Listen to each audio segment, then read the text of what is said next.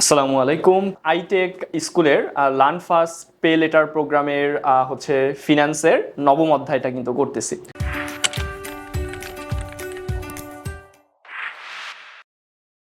আমরা হচ্ছে কি আমরা হচ্ছে এখন দেখার চেষ্টা করব যে গ্রাহকদের দৃষ্টিকোণ থেকে ব্যাংকিং সেবা এবং প্রতিষ্ঠানের কাঠামো সম্পর্কে জানার চেষ্টা করব। সো আমরা আগের ক্লাসে বা আগের পার্টে দেখার চেষ্টা করেছিলাম কিভাবে আমাদের হচ্ছে মালিকগণ ব্যবসায়ীকে দেখে। এখন হচ্ছে আমরা দেখার চেষ্টা করব কিভাবে গ্রাহক আমাদের হচ্ছে ব্যবসায়ীকে দেখে থাকে।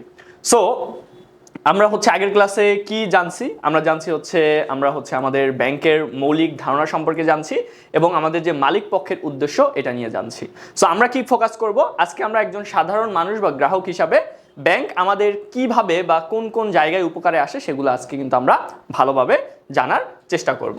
আরেকটা চিন্তার বিষয় যে তোমাদের এই যে কষ্টে অর্জিত টাকা, আমাদের যে এত টাকা আমরা কষ্ট করে কেনই বা ব্যাংকের কাছে রাখতে যাব, কেন না আমরা আমাদের নিজেদের কাছে রেখে দেই বালিশের নিচে, অথবা আমাদের ছোট পিগি ব্যাংক ওইখানে কেন রাখতে পারি না, বা রাখলে সেখানে অসুবিধাটা কি?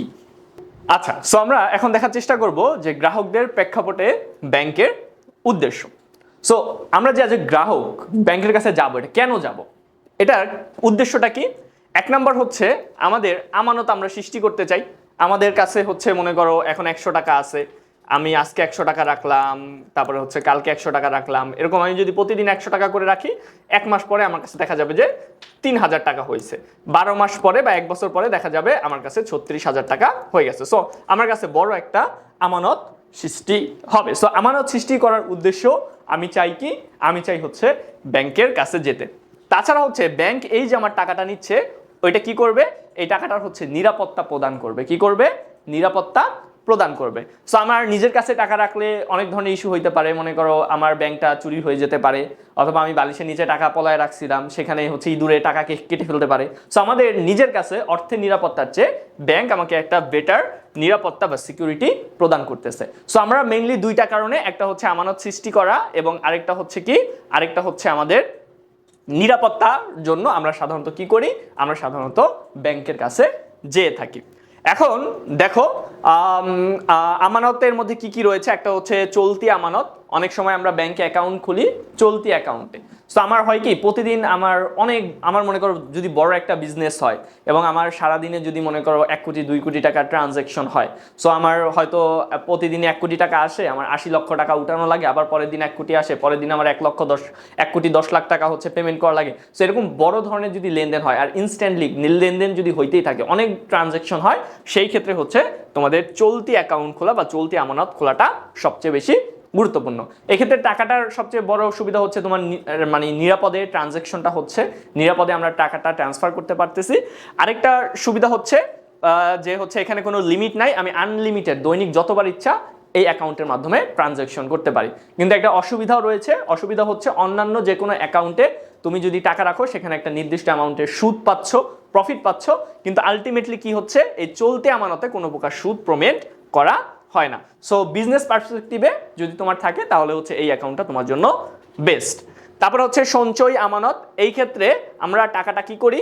টাকাটা হচ্ছে সঞ্চয় করি, বাট চাইলে প্রয়োজনের যে কোনো সময় আমরা টাকাটা উত্তোলন করতে পারি। সো এখানে সাধারণত 5 থেকে 7% হারে হচ্ছে আমাদের সুদ পেমেন্ট করা হয়, কিন্তু আমি চাইলে সপ্তাহে 2 থেকে 3 বার আমি আমার টাকাটা ব্যাংক থেকে উঠাই রাখতে পারি। সো আমার টাকাটা ব্যাংকে যদি থাকে তাহলে হচ্ছে সুদ পাবো, না থাকলে সুদ পাবো না। সো আমার একটা অপশন আছে যে আমি যে কোনো সময় চাইলে টাকাটা উঠাইতে পারি, বাট আনলিমিটেড লেনদেন করা যাবে এরকম না। সো সাধারণত আমরা যারা স্টুডেন্ট আছি, আমরা যারা বিজনেস করি না, অল্প অল্প টাকা জমাই, আবার মাঝে মাঝে টাকা উত্তোলন করা লাগে, তাদের জন্য হচ্ছে এই অ্যাকাউন্টটা বেস্ট। তারপরে হচ্ছে মেয়াদি অ্যামাউন্ট।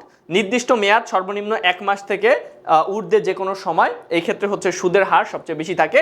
সো আমরা জমাইতে চাই, টাকা জমাতে চাই। তোমাদের আমরা অনেকেই ডিপিএস বলি, তাই না? যে হচ্ছে আমরা টাকা জমাইতে চাই, 5 বছর 10 বছর রাখবো, তারপর হচ্ছে একবারে টাকা আনবো, এর মধ্যে আমি টাকাটা উঠাইতে পারবো না। সো তুমি যদি এরকম রাখো, এটার মেয়াদ হচ্ছে সর্বনিম্ন 1 মাস থেকে সর্বোচ্চ যতদিন ইচ্ছা তুমি রাখতে পারো। এই ক্ষেত্রে সুদের হারটা অনেক বেশি হয়। সো সাধারণত টাকা জমানোর উদ্দেশ্যে এই অ্যাকাউন্টটা করা হয়। ওকে, তারপরে হচ্ছে নিরাপত্তা।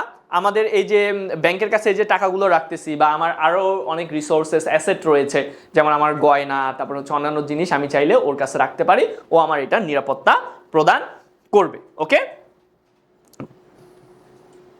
সো সাধারণত এই কারণগুলোর জন্য বিভিন্ন উদ্দেশ্য থাকে। অনেক সময় আমার উদ্দেশ্য থাকে যে আমি টাকা জমাবো, অনেক সময় উদ্দেশ্য থাকে আমি আনলিমিটেড ট্রানজেকশন করব, অনেক সময় উদ্দেশ্য থাকে টাকা জমাবো প্লাস প্রয়োজনের সময় টাকা উঠাবো, এবং আলটিমেটলি হচ্ছে আমি কি করব, আলটিমেটলি হচ্ছে আমার যে টাকাটা সেটার হচ্ছে একটা নিরাপত্তা লাগবে বা একটা সিকিউরিটি থাকবে। এইটার জন্য হচ্ছে সাধারণত গ্রাহক যারা আছে তারা ব্যাংকের শরণাপন্ন হয়ে থাকে। ওকে, সো ব্যাংকে কি বলা হচ্ছে, ব্যাংকে বলা হচ্ছে আর্থিক অভিভাবক এবং হচ্ছে অর্থ সংস্থানেও ব্যাংকের অনেক প্রয়োজনীয়তা আমরা দেখতে পাই। সো ব্যাংক কি করে দেখো, ব্যাংক হচ্ছে আমাদের উপদেষ্টা এবং পরামর্শ দেয়। সো আমরা কি করি, অনেক সময় ব্যাংকের কাছ থেকে ঋণ নেই। সো ঋণ নেওয়ার পরে আমরা কি করতে চাই, বিজনেস করতে চাই। সো ব্যাংক আমাকে অনেক সময় বলে দেয় যে কোথায় বিনিয়োগ করলে ভালো হবে, কোন সেক্টরে করা যায়, বা কিভাবে আমাদের বিজনেস গ্রো করা উচিত, কিভাবে বিজনেস চালানো উচিত, কোন সেক্টরে বেশি ব্যয় করা উচিত, কোথায় কম ব্যয় করা উচিত, ইন ডিটেল কিন্তু ব্যাংক আমাদের সাহায্য সহযোগিতা করে থাকে। সো এই জন্য বলতেছি ব্যাংক আমাদের কি করে, বিভিন্ন পরামর্শ দিয়ে থাকে। তাছাড়া ব্যাংক আমার প্রতিনিধি বা ট্রাস্টি হিসাবে কাজ করে। অনেক সময় হয় যে আমার অনেক প্রপার্টি, আমি একা আমার সব কিছু সামলাইতে পারতেছি না। সো ব্যাংকে আমি রেসপন্সিবিলিটি দিয়ে দিতে পারি যে যাকে যাকে চেক দেওয়ার কথা সে নিজের সাইন দিয়ে বা তার প্রতিনিধি দিয়ে সাইন করে সে কিন্তু পেমেন্ট করতে পারবে। আবার আমার পক্ষ হইতে বিভিন্ন জায়গা থেকে সে টাকা কালেক্ট করে আমার অ্যাকাউন্টে রাখতে পারবে, বা আমার যদি অনেক সম্পত্তি থাকে সম্পত্তিরও দেখাশোনার দায়িত্ব আমি ওকে দিতে পারি। সো এই জন্য ওকে বলা হচ্ছে প্রতিনিধি বা ওসি। তাছাড়া কি করে, তাছাড়া হচ্ছে ব্যাংকের আরো একটা সবচেয়ে বড় কাজ হচ্ছে অর্থ ট্রানজ্যাকশন করা, তাই না? এক জায়গা থেকে অন্য আরেক জায়গায় টাকা পাঠানোর জন্য আমরা কিন্তু ব্যাংকের ব্যবহার করে থাকি। বর্তমানে টাকা ট্রান্সফার করা অনেক ইজি, আমরা মোবাইল ব্যাংকিং সিস্টেম ব্যবহার করতে পারি, বা ইলেকট্রনিক যে কার্ড রয়েছে যেমন এটিএম কার্ড, এগুলো ব্যবহার করেও কিন্তু ট্রানজ্যাকশন খুব দ্রুত করে ফেলতে পারি। তাছাড়া কি করে, তাছাড়া হচ্ছে জীবনযাত্রার মান উন্নয়ন করে। সো আমরা কি করলাম, আমরা হচ্ছে ডেবিট কার্ড, ক্রেডিট কার্ড, তারপরে হচ্ছে এগুলো ব্যবহার করে খুব সহজেই আমরা হচ্ছে বিভিন্ন ধরনের সার্ভিস নিতে পারতেছি। সো আমাদের এখন খুব টাকার জন্য বা টাকা দরকার হইলে অনেক বড় লাইন দিতে হয় না ব্যাংকে গিয়ে। আবার হচ্ছে instantly debit card, credit card ব্যবহার করে অনলাইন পেমেন্ট করতে পারতেছি, অনলাইনে কেনাকাটা করতেছি, আমরা ফুড পান্ডায় অর্ডার দিতে পারতেছি। সো এগুলোর জন্য আমাদের লাইফটা কি হয়ে গেছে, অনেক বেশি ইজি হয়ে গিয়েছে। সো তাছাড়া হচ্ছে কি, ওরা আমাকে 24/7 হচ্ছে সার্ভিস দিয়ে থাকে। হ্যাঁ, সো ওদের ঈদ কোরবানিতে বন্ধ দিয়ে দিছে, ব্যাংক চলতেছে না এমন না, কিন্তু এখন কিন্তু দিনে 24 ঘন্টা, সপ্তাহে 7 দিন, বছরে 365 দিনই কিন্তু আমাদের ব্যাংকিং কার্যক্রম চালু থাকে। সো কিভাবে চালু থাকে, আমরা মোবাইল ব্যাংকিং, ইন্টারনেট ব্যাংকিং, তারপরে হচ্ছে বিভিন্ন শাখায় আমরা কিন্তু 24/7 এই সার্ভিসগুলা পাই। সো আমাদের ব্যাংকিং কার্যক্রম, আমাদের দৈনন্দিন কার্যক্রম যেহেতু ইজি হয়ে গেছে, এজন্য আমরা অনেকটা ব্যাংকের উপর ডিপেন্ডেন্ট হয়ে যাচ্ছি। তাছাড়া দেখো, আমরা তো এখন দেখলাম যে কেন অ্যাজ আ গ্রাহক, অ্যাজ আ হচ্ছে কাস্টমার তুমি ব্যাংকের শরণাপন্ন হও। সো আমরা কি কি দেখলাম একটু রিভিউ করি। আমরা দেখলাম যে আমরা আমানত সৃষ্টি করতে চাচ্ছি, আমরা দেখলাম আমরা হচ্ছে ঋণ গ্রহণ করতে চাচ্ছি, অথবা আমার যে অর্থ রয়েছে সেই অর্থের নিরাপত্তা চাচ্ছি, তারপরে হচ্ছে আমার জীবনযাত্রার মান সহজ যাতে হয়, আমার কমপ্লেক্সিটি যেন আমাদের জীবন থেকে দূর হয়। সো এইসব বিভিন্ন কারণে আমরা কি করতেছি, আমরা হচ্ছে ব্যাংকের শরণাপন্ন হচ্ছি। তাহলে তো দেখলা যে ব্যাংক কত কাজের। তাহলে তোমার মাথায় এখন চিন্তা আসতে পারে যে আমরা তাহলে একটা ব্যাংক গঠন করে ফেলি। তাহলে আসলেই কি তুমি চাইলেই একটা ব্যাংক তৈরি করে ফেলতে পারবা, গঠন করতে পারবা? চলো আমরা এখন এই ব্যাপারটা দেখি। সেখানে কি বলা হয়েছে দেখো, তুমি যদি একটা প্রাইভেট ব্যাংক গঠন করতে চাও, সো তোমাকে কি করতে হবে, তোমাকে অবশ্যই আমাদের যে সেন্ট্রাল ব্যাংক, আমাদের বাংলাদেশের সেন্ট্রাল ব্যাংকের নাম কি বলতো?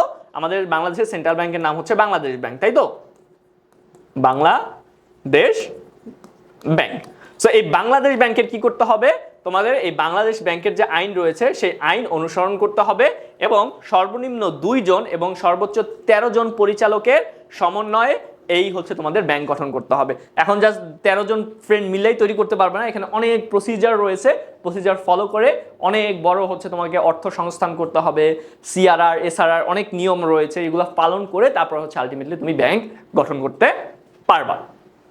তারপরে কি, যদি এটা প্রাইভেট লিমিটেড হয়, এটা মনে রাখবা যে ওদের সদস্য সংখ্যা মানে হচ্ছে তোমাদের পরিচালকদের সংখ্যা সর্বনিম্ন 2 এবং সর্বোচ্চ 13 জন হবে।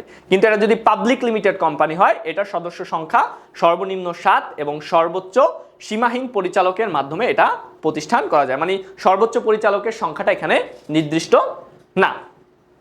এখন দেখো আমাদের কি লাগবে, তাছাড়া হচ্ছে আমাদের যে কেন্দ্রীয় ব্যাংক হয়েছে এই কেন্দ্রীয় ব্যাংকের আমাদের অনুমোদন লাগবে। কেন্দ্রীয় ব্যাংকের অনুমোদন ছাড়া আমরা এই ব্যাংক প্রতিষ্ঠা করতে পারবো না। সো তুমি যদি আজকেই একটা ব্যাংক প্রতিষ্ঠা করতে চাও 4-5 জন বন্ধু মিলে, সত্যিকার বলতে এটা কিন্তু পসিবল না।